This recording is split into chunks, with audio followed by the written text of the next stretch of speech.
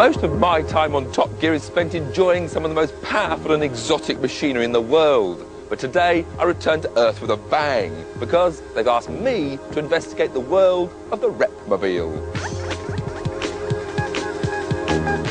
We've picked the 3 best sellers, the 406, the Vectra, the recently revamped Mondeo, and added the latest challenger, the new Primera. And now we're going to pitch them head to head. We've decided on a price limit of £15,000 and we don't want a dull diesel. So what can we afford? Well, you can have a 2-litre engine in the LX Mondeo and the GX Primera, but we have to drop to a 1.8 for both the LX Peugeot and the LS Vectra. But which is the best buy?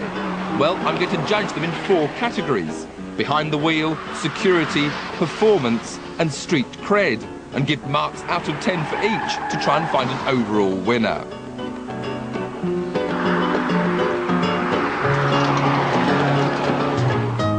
Let's start behind the wheel, where you could be sitting for over 1,000 hours a year. It's got to be comfy, controls have to be easy to use. So what are the things I like and the things I don't? Vauxhall have improved the Vectra's driving position by adding new seats and their tilt-table steering adjustment. But whilst that takes it off the knees, it makes it too far away at the top. What you really need is telescopic adjustment, like that on the Ford and the Peugeot. Only the Peugeot has air conditioning. Nissan has the best seats with the most adjustment. We like window switches near the windows. Not on the floor by the gear lever, as in the Vectra. Only the Ford has a heated screen at the rear and the front. The Ford's the only one with a nice armrest, and it's got the biggest glove box. The Peugeot, the smartest, while the Vectras won't hold much, but they put a picnic tray on the back of the lid to add to their can holders. When it comes to dashboards and controls, I'm afraid I'm not a fan of the Vectra's half-moon dials, nor its distracting LCD display that glares the date at you in big letters. I find the Peugeot a little dated. The dials are too small and spread too far apart, while the stalks are fiddly affairs. The Nissan has good large round dials, but it's all rather bland.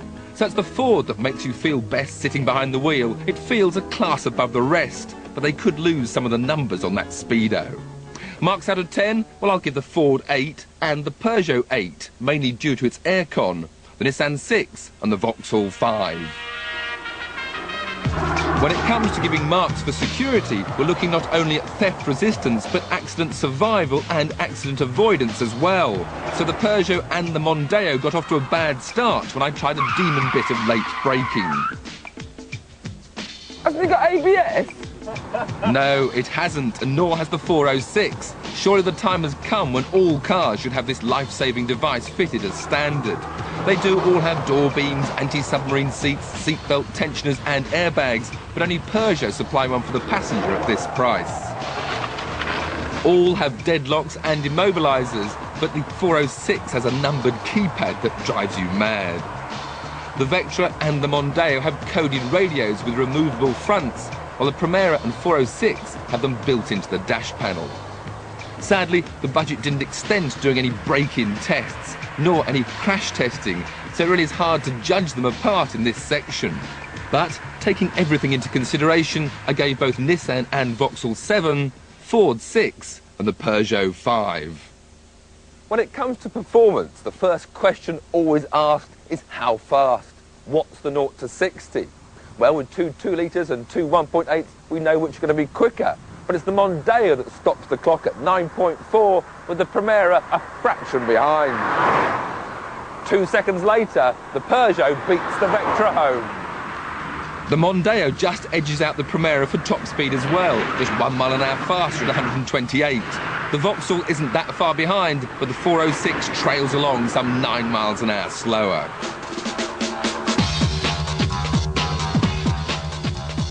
But performance figures are only half the story.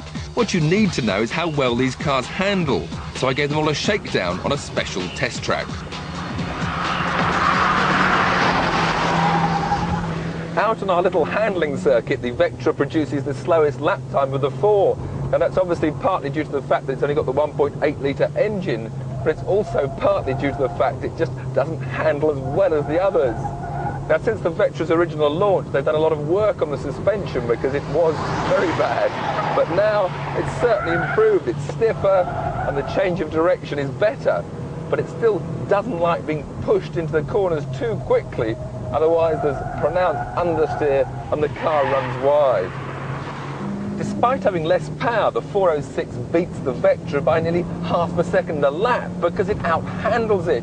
I can go into the corners faster with more confidence, no dramatic reaction. It rides the bumps and ripples very well indeed. In fact, I think this 406 suspension is one of the best I've driven. It's just a shame the car hasn't got a bit more power. From the Peugeot to the Ford, you instantly appreciate the increase in power, but the actual handling isn't that much sharper. There's still understeer on the way out, but not as much as the Peugeot. The suspension is stiffer and you suffer slightly because you feel the bumps coming through the suspension more than you did on the Peugeot. And overall, the lap time is only just over half a second faster, which is a bit of a disappointment. It's the Primera that wins the handling competition. It's got the best balanced chassis that can go left and right and come out on a nice neutral line. It's got the nicest gearbox. It's got the most responsive engine that picks up and revs freely. They call it the driver's car, and it certainly lives up to their claim. Perhaps surprisingly, the Primera is also the most economical, beating both the 1.8 litre machines. Points? There's no doubt the Nissan comes out top here with a deserved 9. The Ford's second on 7, the 406 gets 6, and the Vectra just 4. At the end of a hard day's repping, this is the car that adorns your drive. So will you be keen to wash it down and show it off? Does it have the street cred you desire? Real-life reps in TV's A to B Tales of Modern Motoring looked for one thing, the I badge, because it meant you're important. So have the manufacturers taken the hint? Well, not here on the Ford, nor on the Vectra, though you do get a 16V sign. Plain old 406 on the Peugeot, and just the GX from Nissan. Sorry, but with only 15 grand, you're just not important enough. On overall image, the 406 has to be top of the class. But closely behind is the revamped Mondeo. The bold makeover has certainly freshened up its image.